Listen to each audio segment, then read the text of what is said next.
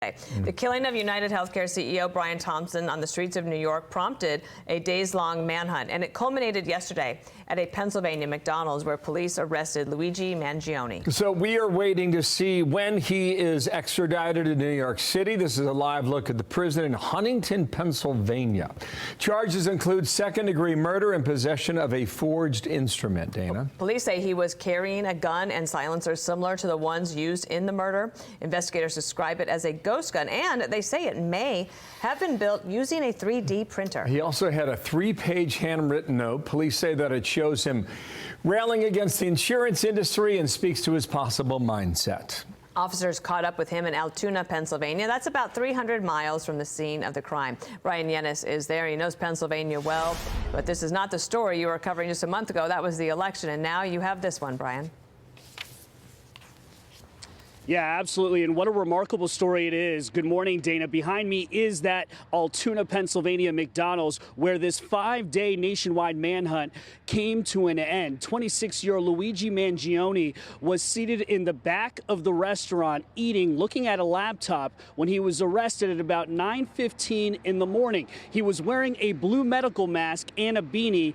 But yet a customer recognized him, grew suspicious, told a McDonald's employee who then called 911. And when police arrived here at this McDonald's, they asked Mangione to pull down his mask. And that's when officers say they immediately recognized him as the suspect in the murder of UnitedHealthcare CEO Brian Thompson. When they asked if he had been to New York recently, Mangione apparently became quiet and started to shake. Mangione then gave police a fake ID, the same New Jersey fake ID used by Brian Thompson's shooter to check into a hostel in Manhattan. When asked why he lied about his name, he told police, quote, "I clearly should not have." He also had a loaded 3D printed ghost gun pistol, a 3D silencer, $10,000 in cash, including $2,000 in foreign currency, a U.S. passport, and a Faraday book bag capable of blocking electronic signals. He also had a 3-page handwritten document about the ill will he held toward corporate America. The Associated Press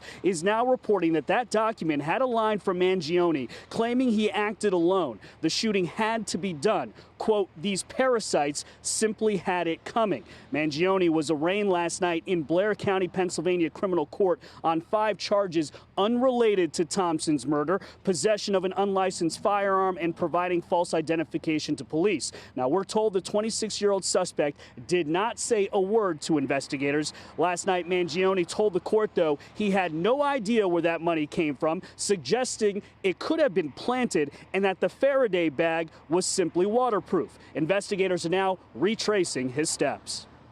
We do have a good idea how he got from Philadelphia to Pittsburgh, but there are some gaps in time. He was very careful with trying to stay low profile, avoid cameras, not all that successfully in some cases, but that was certainly the effort he was making.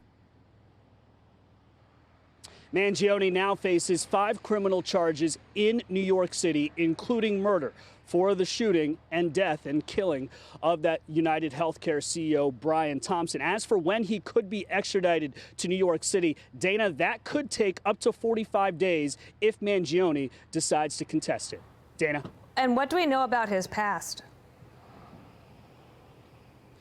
Honestly, Dana, this is somebody that on paper, it really seemed like he had everything going for him. The 26-year-old was an Ivy League grad. He had a bachelor and a master's degree from Penn University in computer science. He's someone who attended a prep school for high school. He was the valedictorian of that high school, and this is somebody also who comes from a prominent real estate family. He comes from money.